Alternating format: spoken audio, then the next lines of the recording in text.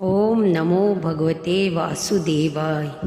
श्री पुरुषोत्तम महात्म्य, दूसरा अध्याय।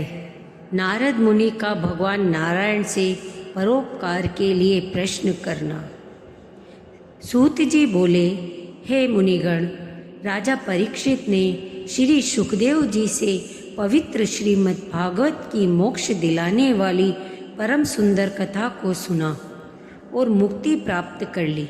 उसी कथा का श्रवण कर मैं यहाँ लोगों के निकट आया हूँ।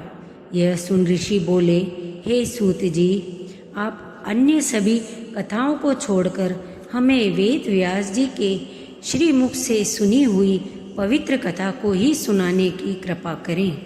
सूत जी बोले, ऋषियों, मैं आपको श्री व्यास जी से सुनी हुई उस कथा को सुनाता हूँ। एक समय श्री नारद जी ने भगवान नारायण के निवास स्थल पर जा पहुँचे।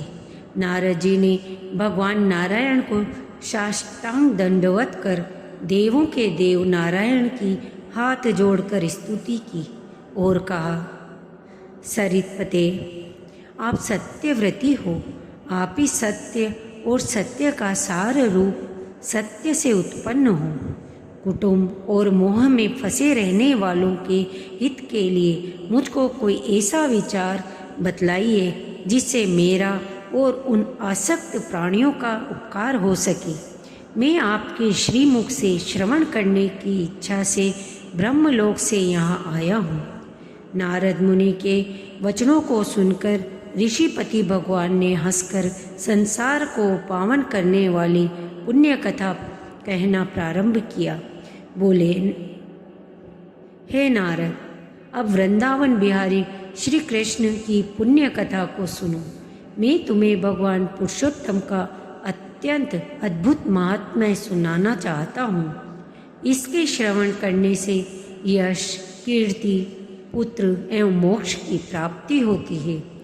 नारद जी ने पूछा, हे भगवान, यह तो आपने बड़ी अद्भुत बात कही। कृपया सविस्तार मुझे इस कथा को बताइए।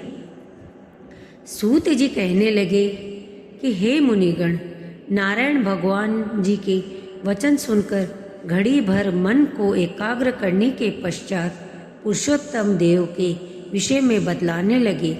उन्होंने बताया कि पुरुषोत्तम नामक एक मास है जिसके स्वामी पुरुषोत्तम हैं। इसका व्रत करने से पुरुषोत्तम भगवान प्रसन्न होते हैं। नारद जी बोले, मैंने स्वामियों सहित चैत्रादि मासों के महात्म्य को तो सुना है, किंतु हे प्रभु, यह पुरुषोत्तम मास कभी नहीं सुना। सो इसे कृपया कर मुझे यह बतलाइए कि यह पुरुषोत्तम मास क्या है। हे स्वामी, कृपा कर ऐसी कथा सुनाइए जिसके श्रवण, पाठ और आवरण करने से रोग, शोक और दोष आदि से मुक्त हुआ जा सके। सूत जी कहने लगे, नारद जी के इस प्रकार वचन सुनकर नारायण मधुर स्वर में बोले।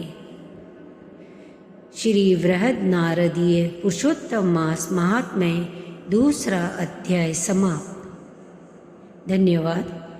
कृपया आगे की कथा सुनने के लिए मेरा चैनल सब्सक्राइब करें।